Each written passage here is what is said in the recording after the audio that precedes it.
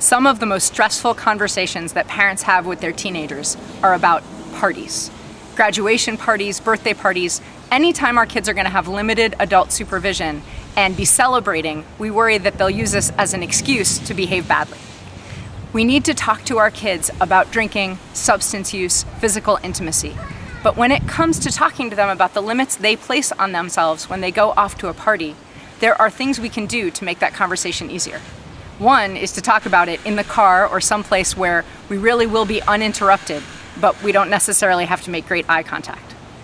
Another thing to think about is to acknowledge that our kids have the decision-making power. We won't be with them when they make these critical decisions, and acknowledging that right up front can go a long way towards setting the stage for good, open communication, where we show respect to our kids.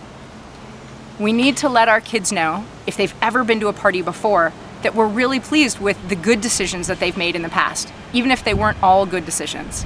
Notice the ones that were, and ask, what was your motivation when you made those good decisions? What were you thinking about? If your kid's never been to a party before, then ask them, if you're gonna behave well, what's gonna motivate you to do that? And ask them to keep those motivations in mind as they head out the door. Lastly, we have to make our kids aware of the consequences for bad behavior. If they don't follow our rules, they need to know what's going to happen to them. Not so much as a threat, but more so that they can make an informed decision about what they're going to do. We always need to remind our kids that their safety is our first priority, and to let them know how they can get in touch with us and get some help if they get themselves into a bad spot. These are the things that will give our kids the information they need and the practice so that as they grow, they can be more responsible and resilient when they're not.